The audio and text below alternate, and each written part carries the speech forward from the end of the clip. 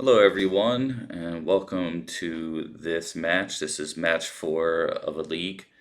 You can see the deck list here, and I go against a very good Delver player. I hope you enjoy.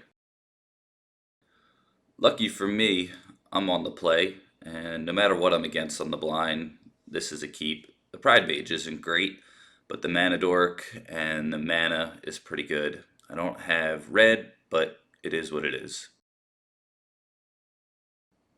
So clearly a Delver deck. That Wasteland isn't looking too hot, and now I need to make a choice. The Pride Mage is probably the safer play. The Random Map Excavator is a little bit dangerous without having something in the yard. Let's see what I do here. I go with the Pride Mage. Nice and safe. Certainly had some consideration for the Swords to Plowshares, but I think based on the mana, playing around days, I couldn't do two spells, so I went with the 2-drop here. Also, I think Delver is really good, but it's not the scariest creature here. They bolt the bird, which I think was intelligent, and we are not looking to race Delver. So, what a top deck, and things are looking pretty good here. Seeing that Force of Will was actually kind of welcome. This means that I'm kind of safe. They have two cards in their hand at this point, I believe, and they 2-for-1 themselves. But I think here is where I sort of get punished by the big fat flyer. So possibly a little bit of a punish there. I think it was the right decision for me to go for it. But of course, seeing this right afterwards, I'm being punished. Maybe it wasn't, but now I have to contend with a 6/6 flyer, and I just used 2 of my 4 removal spells here. It's looking pretty dicey. Looking pretty dead here. The Wasteland plan is a little late. I have to draw an answer to this 6/6 flying, and spoiler alert, I'm pretty sure I don't, as I'm rewatching this game. So for those who've watched my games, I hate trying to race decks like Delver, but this attack was intelligent. The reason being is if they have a lightning bolt, they would bolt my face here. So it didn't make a difference keeping up one blocker. But the life total here is so small that even with this endurance, I'm pretty sure I lose this one. I flash in this endurance. This buys me 1 turn, but another reason why I hate racing is take a look at the clock. If I need to swing 2 more times and they need to connect once, yeah, of course I have to attack, but I just don't think you can rely on racing Delver. I'll stop hammering that point now. So I activate my trusty Horizon Canopy, come up with nothing, and we're down a game against Delver. This sideboarding is really challenging here. You can see I have 9 cards, if I'm not mistaken, that I want to bring in, and it might be closer to 11. What I'm doing is I'm creating these columns here on the far right that are the cards I want to board out. Cards like Sylvan Library are pretty good. So I think I hit a really strange point. I get some feedback from chat, and I wind up opting for a sideboard plan that's pretty different. Looking at this configuration here, I think I have too many cards for Delver, and I think this is why you're going to see me consider taking out cards that I don't like to take out cards. It's the concept of, imagine you have a card that you really like in the matchup versus a card that you like in the matchup, and distinguishing which of these cards that are good versus great is really a minimal bonus. So I have reconfigured my sideboard since, but let's see what I do here. In the end, I wind up boarding out a Mana Dork here, which does seem really risky. but I think it was correct in this given situation. I have two Carpet of Flowers, and this deck is pretty good late game, the Delver deck that is. And I think I really do want to find myself being able to go 1 for 1 against them. And a late game draw of a Mana Dork is really lousy. So I think I find room for the Savine's Reclamation. Probably had my friend HC Fox in the room telling me to do that. And here is a 12 card sideboard. It looks like maybe 13. Uh, Holy smokes. So this is certainly a keep here. I opt to go Monkey first, and I think it's the right decision.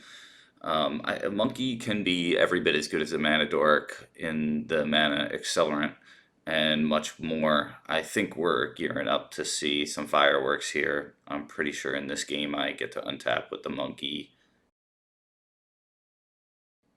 So we're living the dream right now. Besides a Submerge out of nowhere, uh, we're all clear for landing. And I think we hit one of the best possible cards here.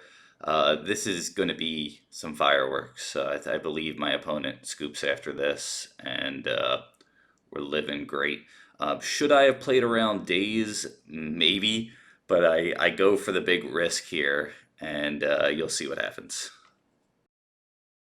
So this is one of those moments that takes a while because I have to read. I know what the card does, but you have to do things in the correct order. I put Choke into my hand. I put Green Sun Zenith into exile, and I bottom the Monkey, and I tap Savannah here to cast the Green Sun Zenith, and um, it would be crazy if I lost this game. So I just drew Carpet, and I think I misplay here. I think I'm supposed to lead with the Carpet first, but I'm just so far ahead that it doesn't really matter. If I could do this over again, yeah, I definitely should have led with Carpet. But anyway, that gets killed. They tap out, and then I go choke playing around days, and we move to game 2, or 3, rather. I'm pretty sure that's how that happens. It looks like here I'm doing some thinking. I believe that the chokes are the card that I'm a little bit worried about in game 3, being on the draw, knowing that they're going to have the playset of Delver, knowing that they could just have 2 creatures on the board or 1 creature on the board. And maybe I just want more action that deals with the board. Can't say it's right. I believe that's what I end up doing, though. I think I pulled the 2 chokes out for the Mana Dork and the Knight. Let's see what I do.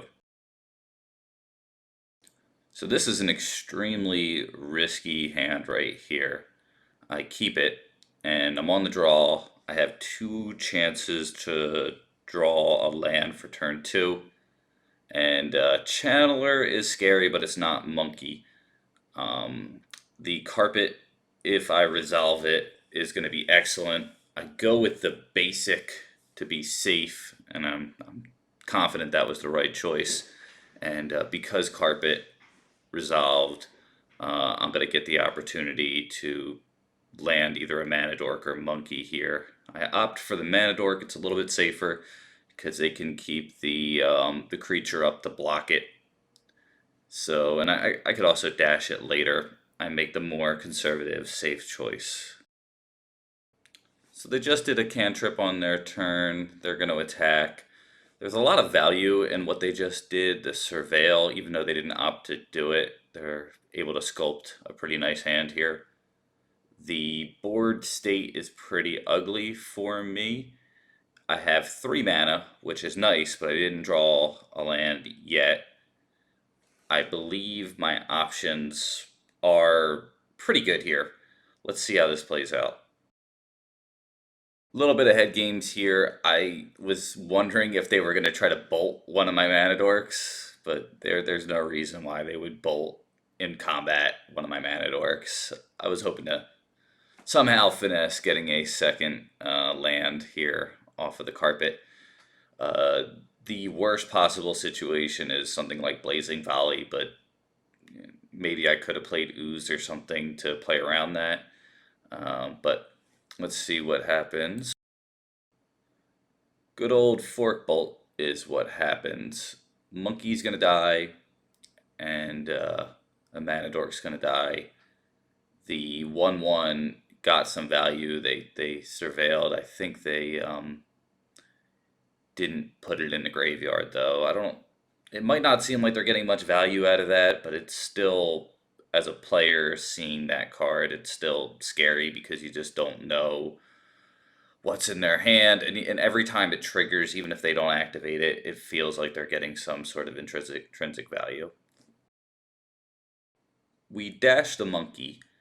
Let's see what happens. If they have instant speed removal, they clearly would kill this. It looks like they have something for it because they fetch. The good news is that they fetched an island here. This means that carpet is going to get me some more value. I think they probably had to fetch the island because, they could have fetched a non-basic maybe, but they had to fetch an island. I don't think they run two mountains, and if they did, they'd be in a lot of trouble with Wasteland. I'm curious to see what I do here, actually. Do I just play out a 3/3 knight and cross my fingers? Or am I going to play the ooze? And it looks like I go with the 3/3 knight, looking pretty desperate. This is bad news. This is going to be a 2-for-1 with a surveil. I really am thinking this knight is probably dead, mind you. Yeah, it is a 3/3. I see one land in the graveyard, and that is a dead Knight of the Reliquary. In a way, I'm being rewarded here when you think about it. So now Scavenging Ooze is going to be greater power or toughness than a Lightning Bolt. So what dies grows, and what dies grows the Tarmogoyf, but in this case it's the Scavenging Ooze. So I believe this card does resolve, and I get, nope, it doesn't resolve. Whoops, not remembering that right. So now I make a really tough decision, and I opt not to plow this card here. The reason being is just a 3/3, and how large a Murktide would be, it would it would just be insane to try to race it or anything. So the good news is I saved the plow. The bad news is I have to deal with this 3/3 still, and 13 life is pretty good, but it does get dicey from here. And you can see that I just drew this red elemental blast. Had I drawn these in a different order, I would have been much better off. And now I kind of have this very good magic card, but dead in the moment magic card. I opt for a waste. Maybe worth it, maybe not. And let's see where this goes. I don't think there's really a world where I would consider pyroing that ponder, but the fact that I saved the pyroblast or red elemental blast for this delver does feel pretty good. And this card kind of became the hero of the day here, so I wasn't going to bring it in, but I was kind of convinced to, and I'm glad I did. I think that this blue-red deck is much more grindy. So I opt for the 4/4 knight here, and I could have gotten the ooze, but I think, time is ticking. I get a 4/4 knight. That feels really good. And maybe I didn't get the knight because of, or the ooze because of bolt. And maybe they could have bolted that in time before I could pump it. I don't know, but I'm pretty happy here with a knight. So they hit me for 3. I can now flash back the Savine's Reclamation or play the knight. Let's see what I do. So here's the situation. I have 2 mana floating off of the Carpet of Flowers, and I have 5 mana available. I can play the Savine's Reclamation and get back Ooze, and I think I get back a monkey. The problem is that the bird might have been used for blocking. Now they opt for a daze. I don't think that was the right decision on their end, but that's what they do. I wind up getting just a land here. I don't want to take one, and knight is plenty big.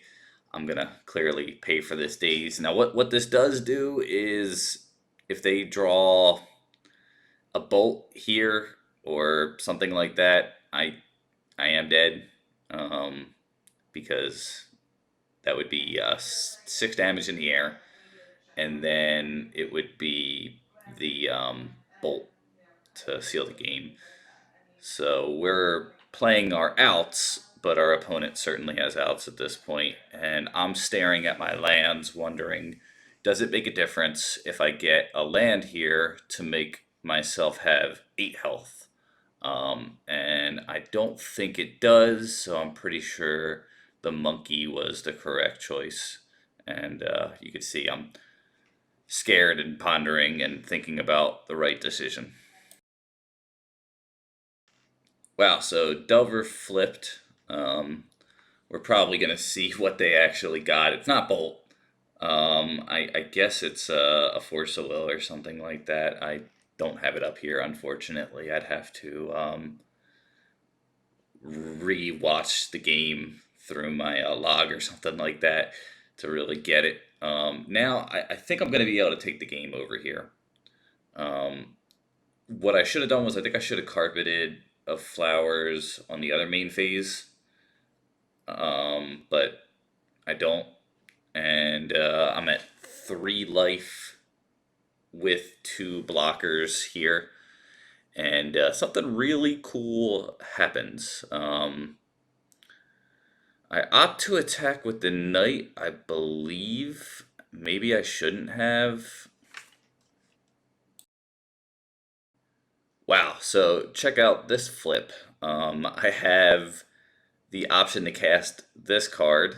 I don't have a blue mana in the deck, so maybe not attacking with Knight doesn't really make a difference. The Wasteland might have been better, but here we are. This is the situation we're in. This is the bed we made. And I do have a fair amount of instants and sorceries in the graveyard here.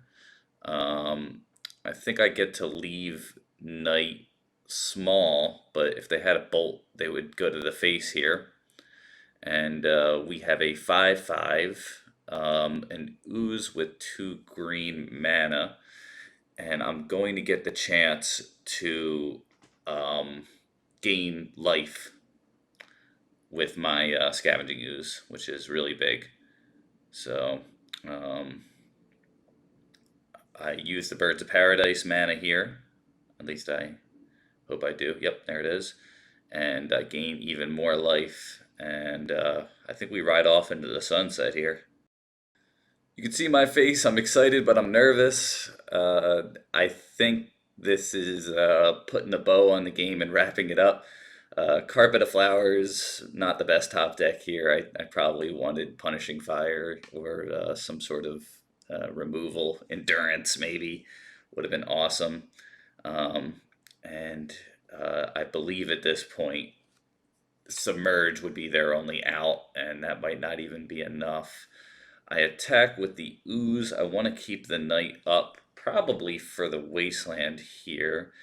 I believe I cast the second knight, and I think that wraps it up.